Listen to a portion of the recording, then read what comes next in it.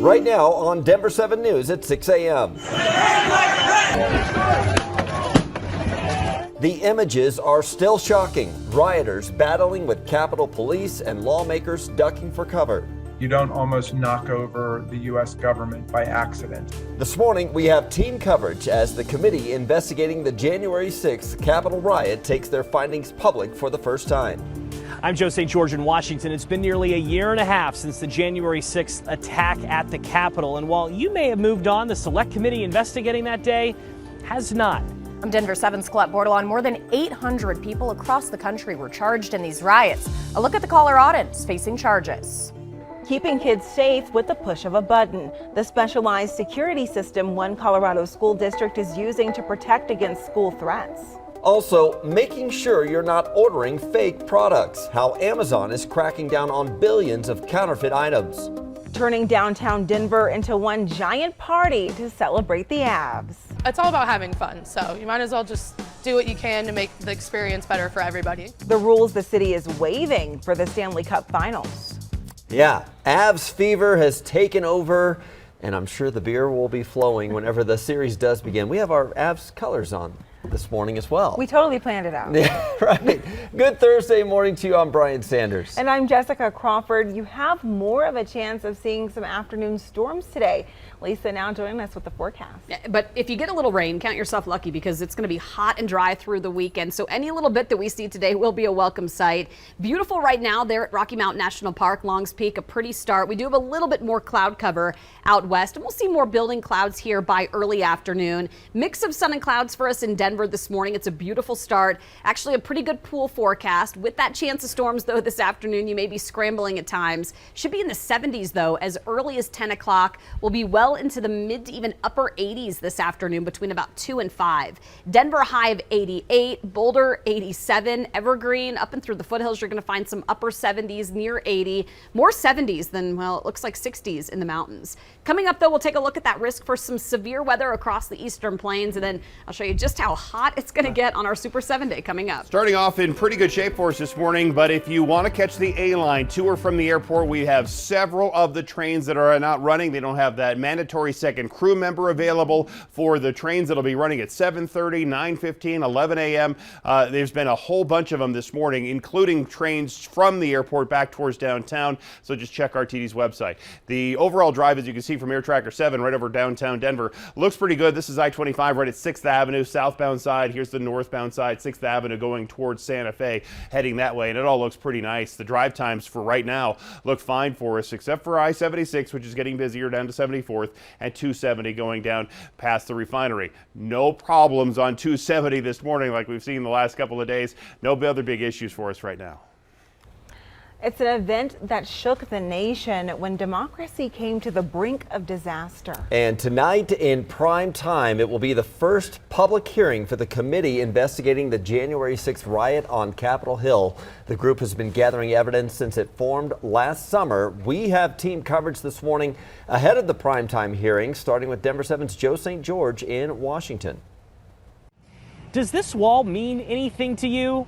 Probably not. Why would it? But history certainly remembers this wall. After all, men and women from around the country climbed it so they could try and enter the Capitol and prevent the presidency of Joe Biden. That was back on January 6, 2021. And while you may have moved on from that day, a committee here in Washington hasn't. For the past 10 months, they've been investigating January 6th, and tonight they'll begin to report their findings to the public.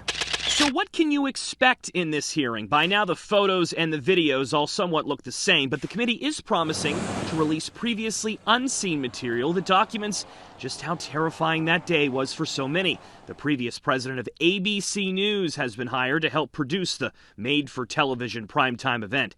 As a reminder, that day forced former Vice President Mike Pence to be rushed to a secure location. Speaker Nancy Pelosi was evacuated entirely from the Capitol over safety threats. 4 rioters died in the assault, including Ashley Babbitt, who was shot and killed by Capitol Police when she attempted to enter a secure area. 5 Capitol Police officers died in the days following, too, either from health complications or suicide. The Justice Department has charged close to 900 Americans so far for being involved in some way with January 6th. The hearing is happening behind these committee room doors, and while it will feature some new information, it will largely be a summary of the investigation so far. New testimony will occur tonight from individuals who will say the riot was not as spontaneous as you may have thought, including testimony from a filmmaker who had been following some rioters for weeks prior to January 6th. The committee will also outline their plan for future public hearings, with a final report expected by the group in September. Remember, though, this committee cannot charge anyone. All they can do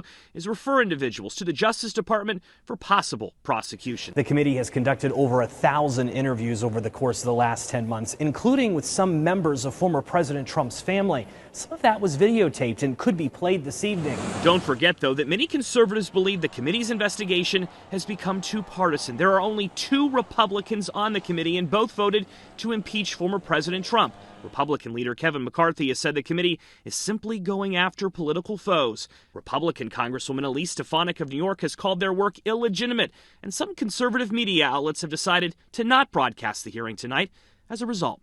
In Washington, I'm Joe St. George. Meanwhile, the fallout from the Capitol riot has led to the largest prosecution in the history of the U.S. Justice Department. Nearly 900 people have been charged for their involvement. And the charges range from low-level misdemeanors for those who entered the Capitol to felony seditious conspiracy charges against far-right extremists.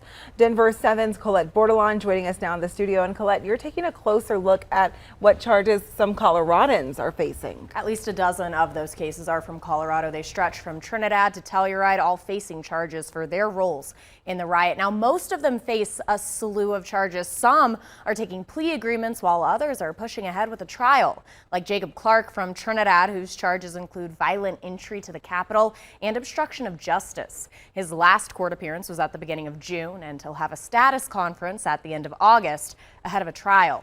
Meanwhile, a Peyton man, Thomas Hamner, is pleading guilty to his charges. He should be sentenced in September.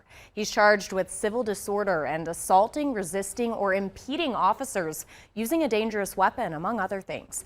Now, in these screenshots from court documents, they allege that's Hamner fighting with police. And one of the more well-known names in this group, former Olympic swimmer Cleet Keller of Colorado Springs. He pleaded guilty back in September to obstruction of Congress and agreed to fully cooperate with the investigation. He has a virtual court date coming up soon, and even with his plea agreement, faces more than 2 years in prison and anywhere from $10,000 to $95,000 in fines. Now, one of the Coloradans who's already been sentenced for their actions on January 6th pleaded guilty and got home detention, time in community corrections, along with 3 years of probation and a $500 fine. But that's for charges that didn't have any evidence of violent actions on the grounds or inside of the Capitol. Live in the studio, Colette Bordelon, Denver 7. Thank you, Colette. Meanwhile, you can watch the hearing tonight on Denver 7. The coverage starts at 6 p.m. Denver 7 News at 6 will be streaming as well on Denver 7 Plus and the denverchannel.com. A sweeping package of gun control and safety measures is heading to the Senate. The Protecting Our Kids Act includes bills to raise the age to purchase a semi-automatic rifle to 21. It would also make gun trafficking and selling large capacity magazines federal offenses. Plus, the act would strengthen existing regulations on bump stocks and ghost guns. The bill is unlikely to pass in the Senate, though. It passed the House largely on a party line vote. Each of Colorado's Democratic members voting yes and all Colorado Republicans voting no. That House vote came after gut-wrenching testimony from an 11-year-old survivor of the Uvalde school shooting and the mother of Lexi Rubio, a student who did not make it. He shot my friend that was next to me, and I thought he was going to come back to the room, so I grabbed the blood and put it all over me. We don't want you to think of Lexi as just a number. She was intelligent, compassionate, and athletic. She was quiet, shy unless she had a point to make. So today, we stand for Lexi, and as her voice, we demand action. Another witness called by Republicans argues it isn't the guns. Lucretia Hughes lost her 19-year-old son to gun violence. 20 more laws, 1,000 more, won't make what has already illegal more wrong or stop criminals from committing these crimes. She called for more help addressing mental health and improving school security. Both are being addressed by a bipartisan group in the Senate. One Colorado high school is bringing in new technology to help keep kids and their teachers safe. Denver 7's Veronica Acosta joins us this morning. South Park High School in Fairplay is the first in the state to get this alert system. And it's a unique kind of technology that we're talking about this morning. It's actually a button that could help in case of an active shooter. So this is called ASR Threat, and take a look at this video. It looks just like it does in this photo here. Its purpose is to bridge communication between a school and law enforcement agencies when there's some sort of emergency happening. If someone were to push that button, law enforcement would get a notification of some sort immediately. That notification wouldn't just tell them the time the button was pushed, for example.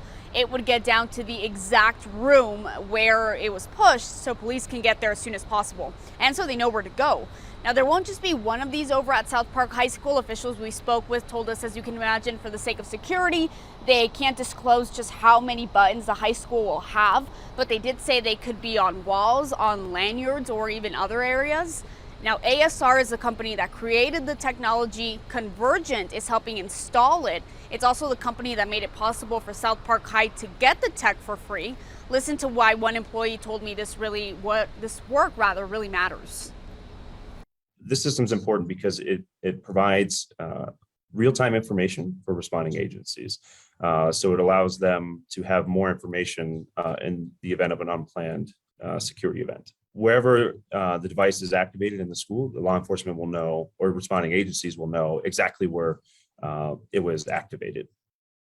The installation process itself, it can be a little lengthy, so Convergent staff, they've already started on that. The expectation is for everything to be finished up and running by tomorrow.